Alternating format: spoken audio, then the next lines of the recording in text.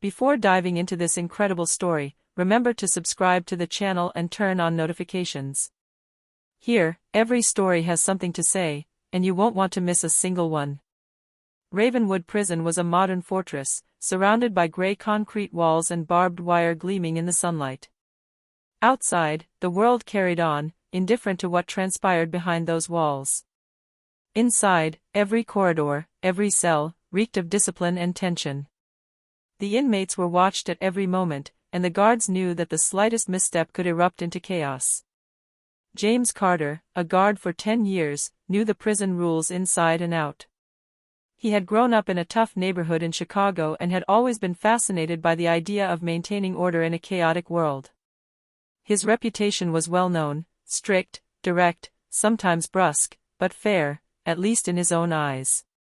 What he didn't know was that justice wasn't always what it seemed, and that order could be tested in unpredictable ways.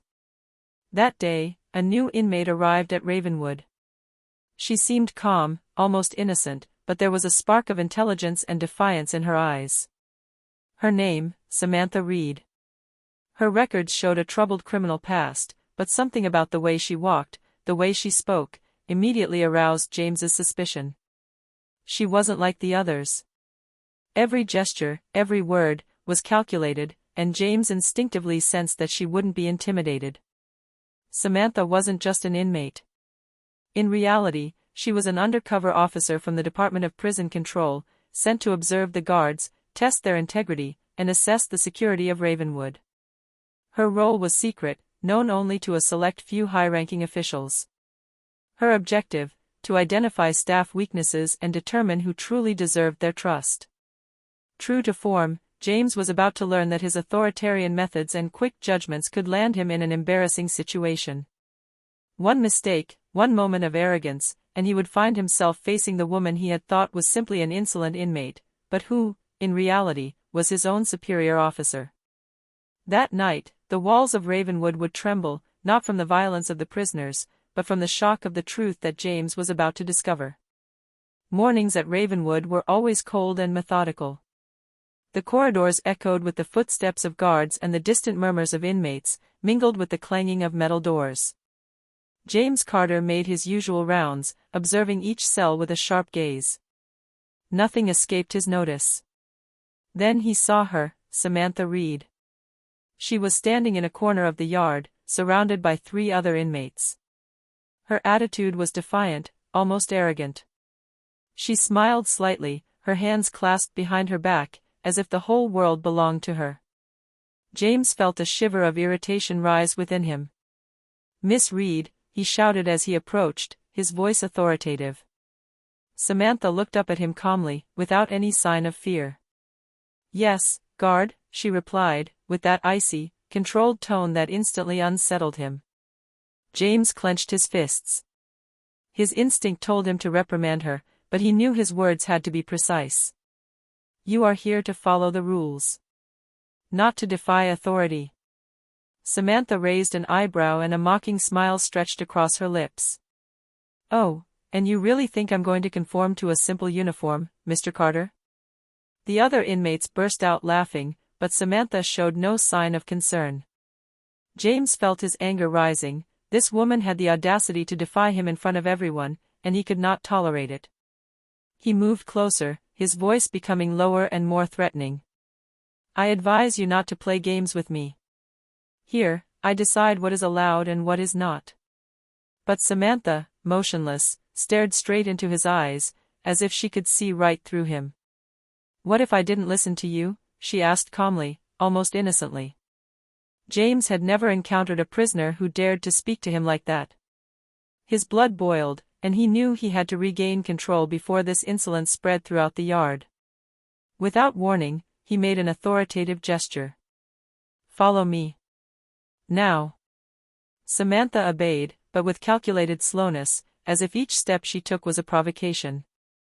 James knew he was going to have a hard time with her. He didn't yet know that this confrontation was only the beginning of a lesson he would never forget. The corridor leading to the isolation room was narrow, lit by a pale light that gave each step a sinister air. James Carter walked ahead of Samantha Reed, his face contorted with anger, while she followed him slowly, as if time belonged to her. The inmates around them moved aside, some murmuring worried comments, others amused by the scene. Samantha, true to form, maintained an almost insolent calm. Every movement, every breath seemed calculated to irritate James without ever crossing the line that would trigger immediate punishment. "Do you really think that threatening a prisoner is going to change anything?" she said, her voice soft but sharp. James stopped dead in his tracks. His guardian instinct screamed at him, but he sensed a strange hesitation. It showed no fear. On the contrary, it seemed to be sizing him up, testing his patience. "You're here to follow the rules, Samantha. Not to provoke me. Understand?" Samantha raised an eyebrow and gave an enigmatic smile. "Oh, I understand you perfectly, Mr. Carter. But sometimes, you have to know who's really in charge." James felt anger rising within him. He had seen her laugh at his orders, defy his authority in public, and now she dared to question him directly. He took a deep breath, trying to control himself. When they arrived at the isolation room, he ushered her in with a sharp gesture. The walls were cold and metallic, each cell tiny and oppressive. He slammed the door behind her, a sharp sound that echoed down the corridor. "You will stay here until you understand that no one in this prison is laughing at me," he growled. Samantha, calmly seated on the cell bench, stared straight into his eyes. "What if I don't understand?" This simple question shook James more than he would have admitted. He felt a part of himself challenged by this woman he had thought was just an arrogant inmate. Every word he uttered seemed to reflect back to him his own overconfidence. As he left the cell, James didn't yet know that he had just walked straight into the invisible trap set by an infiltrated superior. Samantha, behind bars, observed every movement, every expression, silently analyzing. This confrontation was just the beginning of a series of lessons that would turn his life upside down and challenge everything he thought he knew about power, respect, and true authority. The following morning, the Ravenwood yard was bathed in a cold, gray light. The inmates went about their routines, while the guards patrolled vigilantly. James Carter was on his rounds when he spotted Samantha Reed, still in the center of the yard, surrounded by a few inmates who seemed to be hanging on her every word. Samantha wasn't trying to hide.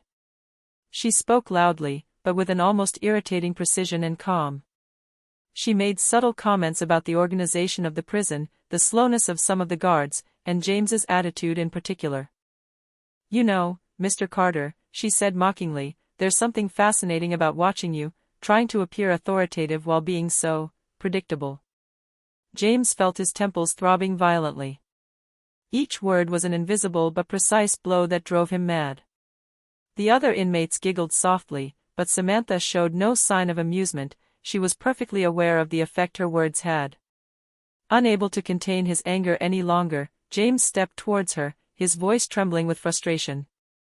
"You are the worst inmate this prison has ever seen," he yelled, in front of everyone in the yard. Samantha stared at him calmly, a slight smile on her lips, but she said nothing. It was then that James noticed, too late, a small device attached to her wrist, an encrypted phone that vibrated softly under her sleeve. A woman's voice whispered to him through the earpiece, "Don't lose your composure, she's undercover." The shock hit James. He didn't immediately understand the meaning of this device. All he knew was that he had just publicly humiliated himself in front of a woman who showed no sign of fear or weakness. As he backed away, blushing with shame, Samantha simply gave him one last penetrating look, as if she had anticipated his every move. That day, James began to understand that behind this insolent inmate lurked something, or someone, far more powerful than he had ever imagined. The tension in Ravenwood prison did not dissipate after the courtyard incident. Every step James Carter took seemed heavier, every glance from the inmates more accusatory. Murmurs were already circulating among the staff. Some had heard the public insult, others knew he had lost his temper with Samantha Reed. That same evening, the prison warden, Robert Langley, summoned James to his office. The guard felt his heart race. He had dealt with violent inmates and riots, but being summoned by the warden under these circumstances was always an intimidating moment. James, sit down, said Langley, his face grave. His tone was calm, but heavy with reproach. We need to talk about what happened in the yard today. James lowered his head, trying to find a justification for his actions. I tried to maintain order, he stammered. Langley cut him off with a wave of his hand. James, this isn't just about maintaining order. It's about judgment. About knowing when to intervene and, more importantly, how. What you did, he sighed, this could have serious consequences for you and for the prison. James felt a knot of worry form in his chest. He didn't yet know that Samantha had already contacted federal authorities. She wasn't just a troublemaker, she was his undercover superior officer, and she had the power to decide his future at Ravenwood. As James left the office, fear and confusion mingled with his anger. He wondered how he could have lost his temper so dramatically. But he didn't know that the hardest lesson was yet to come. In her cell, Samantha observed the guard's reactions with complete control. Every movement of James, every expression on his face, was noted, analyzed, evaluated. She knew exactly how to exploit the situation, and she wouldn't let this mistake go unpunished, or unlearned. The next morning, James Carter was still shaken by the principal's warning. Every gesture seemed scrutinized, every word weighed. He had hoped the incident with Samantha Reed would blow over, but he would soon discover that he had walked into a trap he had never suspected. Warden Robert Langley ushered him into his office, his tone more serious than ever. In the center of the room, seated behind the desk, was Samantha. James felt his blood run cold. He couldn't understand how she could have been there, outside her cell, without him noticing. James, Samantha said calmly, it's time you knew the truth. James frowned, confused. What truth are you talking about?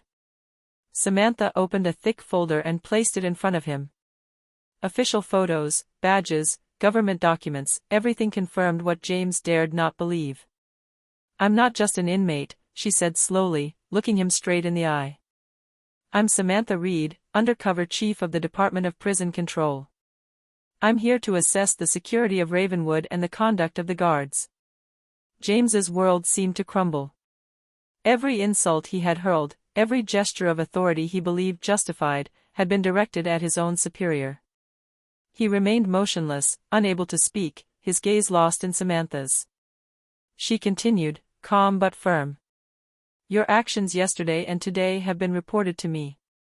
Your lack of self-control and impulsiveness worry me. But this is not a final condemnation, it is a lesson.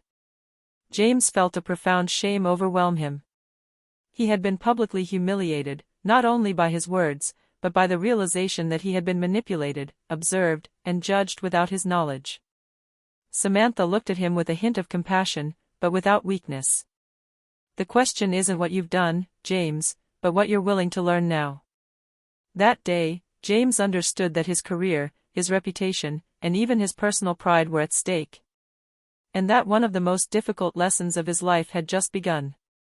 James Carter stood before Samantha Reed, still reeling from the previous day's revelation. The reality of what he had done, insulting his own superior and losing his temper, hit him with painful intensity. He wanted to justify himself, to explain that his authority had been undermined, that his role demanded firmness and control, but he knew no excuse would suffice. I just thought that. He stammered, the words stuck in his throat. Samantha raised a finger to cut it gently but firmly. James, stop. His voice was calm, but each word hit like a hammer. You think your intentions excuse your behavior? They don't. Here, your actions speak louder than your words. James lowered his head in shame. But I was only trying to maintain order. He murmured. Samantha stepped forward and leaned forward slightly, her eyes fixed on him intensely. Maintaining order does not mean crushing others through fear or anger. Your role requires patience, judgment, and respect. You have failed in these three essential elements. She paused, letting her words resonate. You need to understand that authority is not synonymous with force or fear. It is self-control and understanding of others that make you a true guardian. James felt a wave of humiliation and inner anger wash over him. He was facing the harsh truth: his methods, which he believed to be right, were insufficient.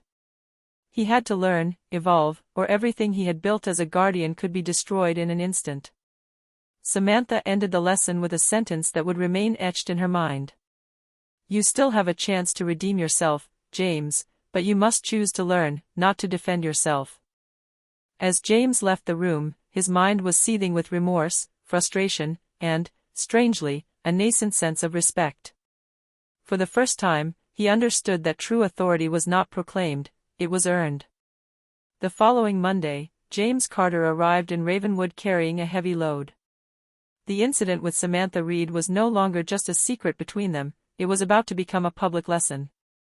Samantha had called an emergency staff meeting, summoning all the guards and managers of the prison. James immediately sensed the tension in the air. The corridors seemed narrower, his colleagues' gazes more scrutinizing. He knew he would be the center of attention, but he didn't yet know the extent of the surprise. When the meeting began, Samantha stood before the entire staff, calm and poised, and began to speak about security, protocols, and discipline.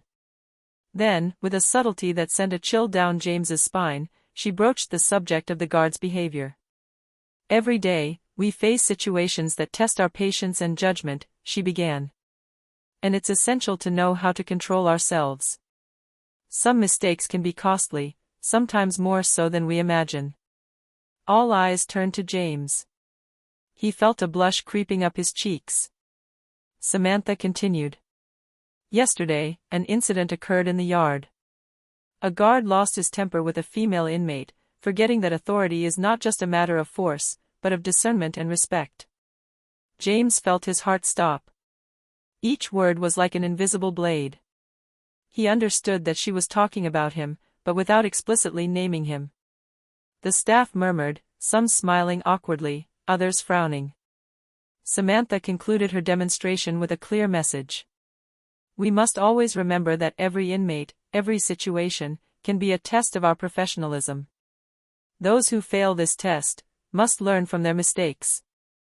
James felt deeply humiliated. In front of all his colleagues, his mistake had been exposed, analyzed, and turned into a lesson for the entire staff. But instead of pure anger, he felt a strange sense of gratitude. Samantha didn't want to punish him out of revenge, she wanted to force him to grow. For the first time, James understood that humiliation could also be a catalyst for redemption, and that self-control was not only a desirable quality, but essential for surviving and succeeding in this environment. A few days after the public humiliation, James Carter stood once again outside Samantha Reed's office. This time, it wasn't for a confrontation, but for a proposal that could change his career, and perhaps his life. Samantha greeted him calmly, a slight smile on her face.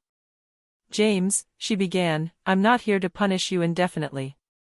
Every guard deserves a chance at redemption, provided he's willing to learn."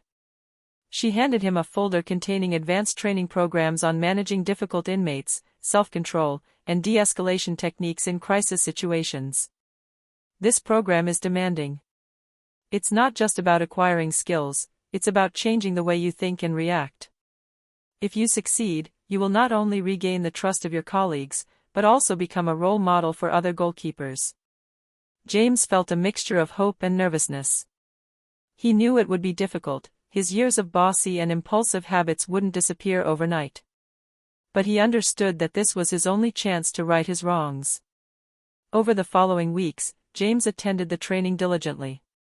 Each session was a test of patience and reflection, crisis simulations, role-playing exercises with volunteer inmates, and discussion sessions on prison psychology and motivations. Samantha, observing discreetly, corrected the slightest errors and highlighted progress. Over time, James began to change. He learned to listen before reacting, to calmly assess each situation, and to control himself even when a provocative inmate openly tested him. The transformation wasn't just professional, he felt he was becoming a more thoughtful, understanding, and respectful man, more mindful of his role.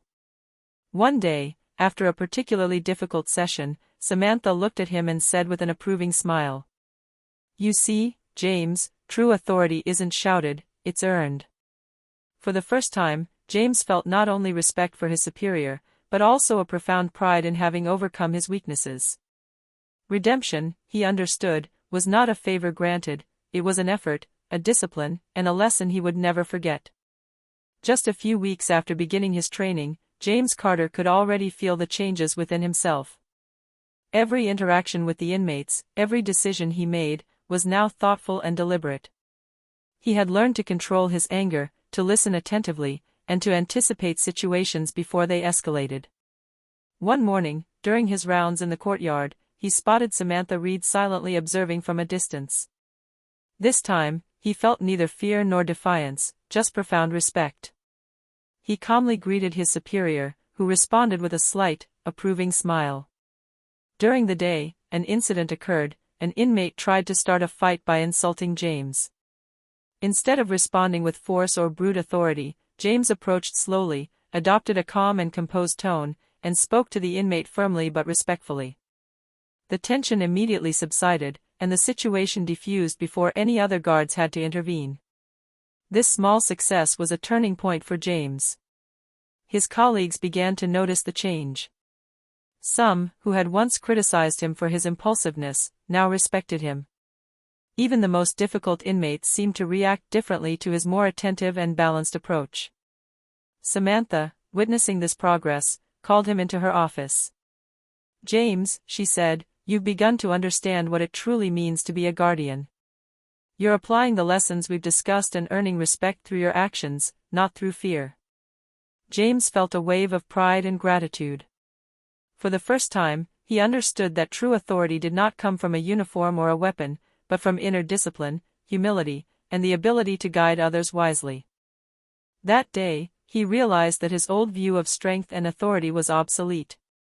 He had gained a new perspective on his role and on himself.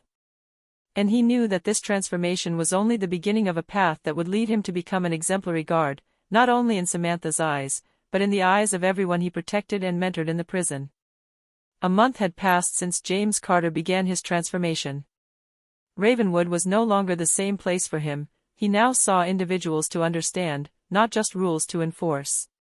His way of acting had changed, and with it, the way the inmates and his colleagues saw him. That morning, the Ravenwood yard was quiet. The inmates went about their business, and James patrolled with a confident, yet serene gait. His interactions were marked by respect and self-control, and every gesture demonstrated the discipline he had acquired. Samantha Reed watched him from afar, motionless, a slight smile on her lips.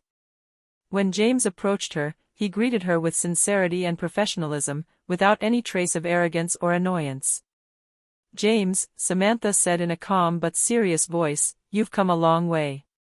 You've learned what it means to be a guardian, and you've proven that you can change." James felt a profound emotion wash over him. He was no longer simply an impulsive and angry guard. He had become a role model for his colleagues, a beacon for the inmates, and above all, a man capable of controlling himself and respecting authority, including the one that had tested him from the beginning. "Thank you, Chief Reed," he replied sincerely. "I finally understand what it truly means to be responsible, and what it means to deserve respect." Samantha nodded, satisfied. "You've got it, James. And that's what makes you a true goalkeeper." As James resumed his rounds, he felt a newfound confidence and a quiet pride. The prison was no longer just a place of rules and discipline, but a place where true authority was earned through mastery, understanding, and respect.